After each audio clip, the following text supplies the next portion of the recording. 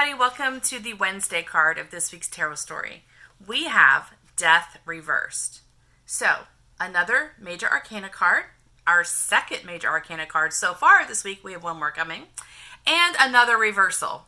So, the reversals we've had this week to me have been about us kind of refusing to see the lesson in front of us. We're kind of sticking to our guns about feeling sorry for ourselves or judging ourselves or being very disappointed that something hasn't worked out the way we wanted it to.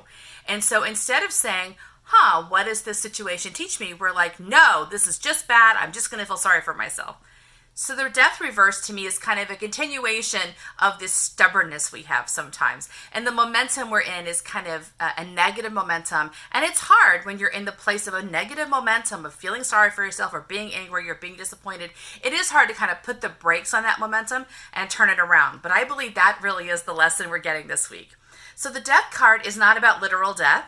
There's a skeleton knight. He's coming into town. And already you can see there's a man below his horse. And the man had a crown and it's fallen off his head.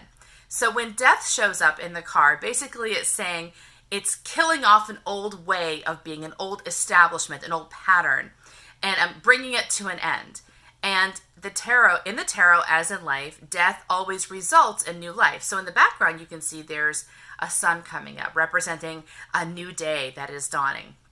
So death is a very disturbing card often because, especially for the ego mind, because the ego mind experiences these releases as very dangerous and scary and as death. So the ego mind is always more interested in staying in the momentum of feeling sorry for itself or kind of judging what's happening instead of the momentum of moving forward to discover what the new thing is. So it makes sense this week that if we have experienced a disappointment and a sadness and a struggle, that our ego mind is saying, yes, we're going to focus on that and figure out what went wrong. Because if I can keep us focused on that, we're not going to do this work, which is the release of that old thing, whatever that thing is. And it's not the situation that occurred that's the problem. It's something internal. Yesterday we had the moon card, which is about an internal struggle. So this situation has come up because your soul is trying to bring a healing moment to you.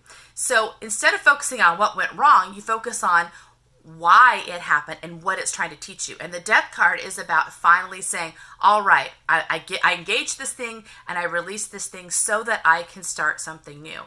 It came to us reversed.